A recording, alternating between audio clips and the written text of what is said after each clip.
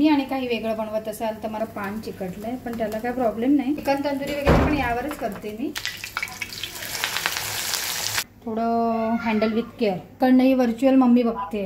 ही ताटभर तर ती ताटाच्या बाहेर गेली आहे. व्यवस्थित मसाला तो गेला पाहिजे. मच्छी म्हटलं की त्याला मला सर्व स्वादानंदावरती मस्त मस्त खायचे व्हिडिओज बघायला मिळतात.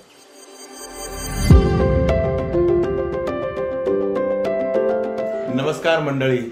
तर तुम्ही आपला अशोक बाबरन फॅमिली या चॅनलवरचा व्हिडिओ बघितला असेल नायगाव फिश मार्केटचा, आणि तिथून आपण आणली होती सुरमई, आणि त्याचा काहीतरी स्पेशल बनवणं चालू आहे आपल्याकडे.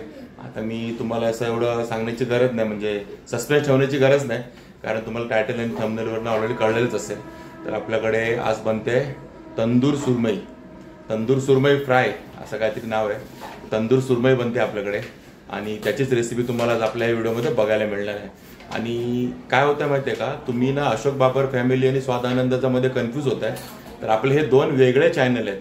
म्हणजे बरेच आपले जे सबस्क्रायबर आहेत ना अशोक बाबर फॅमिलीचे, त्यांना स्वादानंदाचा हा चॅनल पण ना अशोक बाबर फॅमिली हाच वाटतोय.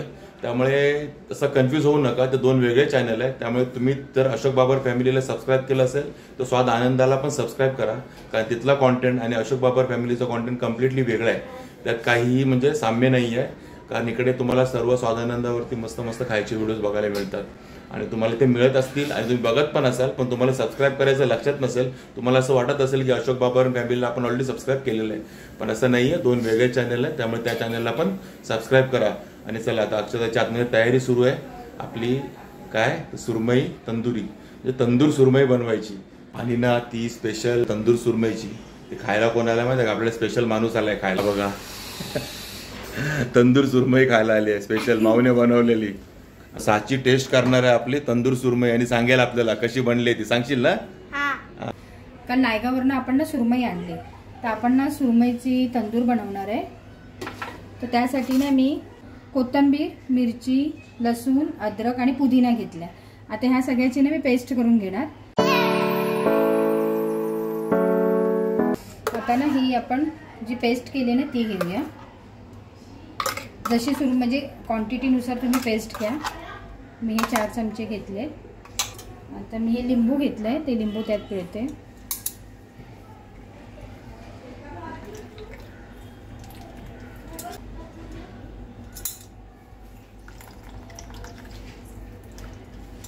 कारण मच्छी म्हटलं की त्याला थोडंसं आंबट पाहिजेच, मग मी पूर्ण एक लिंबू पिळून घेते. त्यात चवीनुसार मीठ टाकूया आपण. मसाला, धने आणि जिरं थोडं म्हणजे एकत्रच वाटलेलं आहे, ते मी पूड करून ठेवली आहे, ती टाकूया आपण. थोडी 1 चमचा ती टाकली मी. थोडा गरम मसाला, थोडा ना आपण कलर पण घेतलाय, अगदी थोडासाच घ्यायचं आहे. थोडंसं बेसन पीठ म्हणजे चण्याच्या डाळीचं पीठ आहे. आता ना हे व्यवस्थित मिक्स करून घेऊया.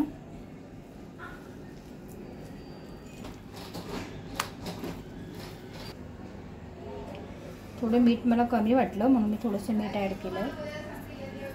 आता हे व्यवस्थित चांगलं मिक्स करून घेऊया. आपली ना हळद टाकायची राहिलेली, थोडीशी हळद.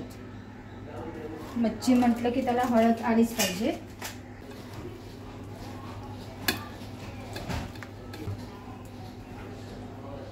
हे सुरमईला ना व्यवस्थित लावून घ्यायचं. आतपर्यंत ना व्यवस्थित मसाला तो गेला पाहिजे त्या चिरांच्या आत.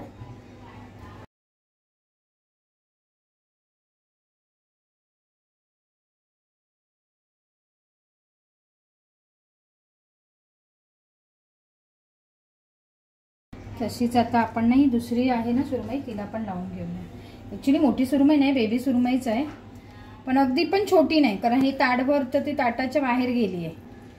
म्हणजे त्यातल्या त्यात व्यवस्थित साईज आहे. यात पण आपण ह्या सगळ्या चिरांमध्ये भरून घेऊया व्यवस्थित.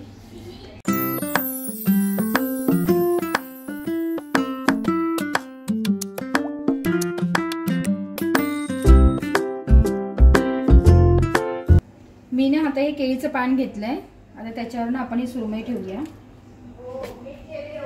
आपण ना तंदूर केळीच्या पाण्यात करणार आहे. त्याला आता व्यवस्थित मी परत वरून बराच मसाला आपला उरला आहे तो असा चांगला लावून घेते. आता व्यवस्थित मसाला लागला आहे. आता मी तो रॅप करते.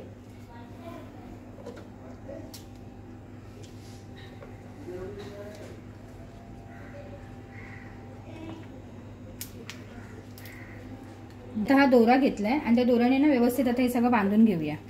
कारण काय होतं माहिती आहे की मसाला बाहेर येणार नाही आणि आतल्या आत तो मसाला व्यवस्थित शिजेल.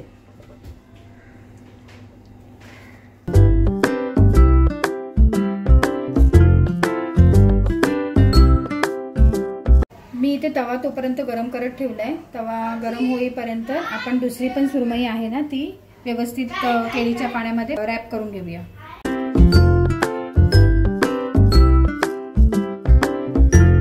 या पण सुरमईला आपला ना मसाला व्यवस्थित मॅरिनेट करून झालाय. आता हे पण आपण ना व्यवस्थित पॅक करून घेऊया. कारण ही व्हर्च्युअल मम्मी बघते कसला व्हिडिओ बनवतायत ते.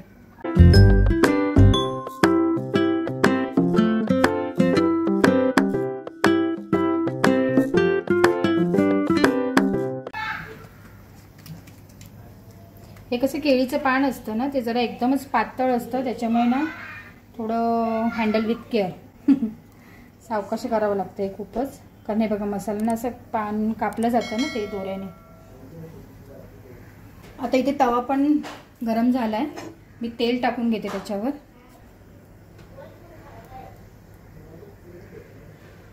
आता ही अशी एक एक सुरमई आपण तेलात सोडूया स्विमिंग करायला तिला.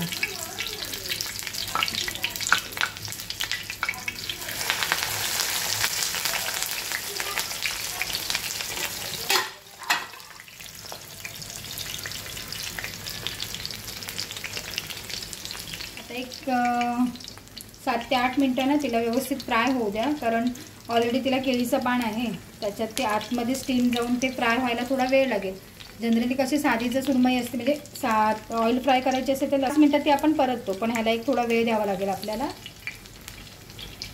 Take it slow.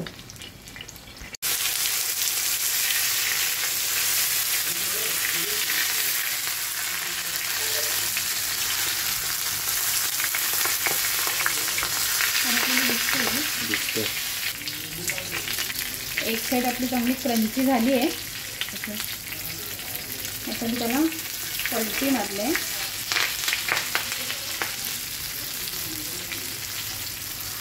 एक 2-3 मिनिटात ना आपल्या काही सुरमई ना आपली तंदूर सुरमई रेडी होईल. तर जरा चांगलं तिला 1-2 मिनिटं देऊया. साईडला करून नितळत ठेवूया म्हणजे तिला शेक पण मिळेल आणि तेल पण निघून जाईल त्यातून. ना मी काढले आणि त्या गॅसवर ठेवले आणि थोडंसं असं स्मोकी फ्लेवर देऊया. म्हणजे हे जे कवर आहे ना ते जरा चांगलं तंदूर झालं ना की अजून खायला मजा येते. आणि हे आपलं ओरिजिनल तंदूर करायसाठी चिकन तंदुरी वगैरे पण यावरच करते मी.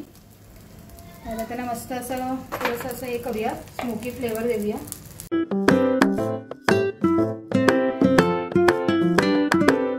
पलटी मारली आणि दुसऱ्या साईडने पण जरा तंदूर व्यवस्थित करून घेऊया.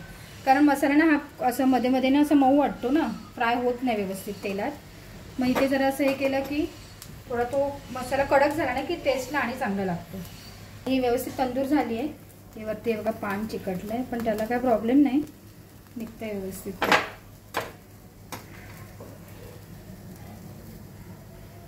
ही तर रेडी आहे. आता तशीच आता आपण दुसरी पण ती करून घेऊया.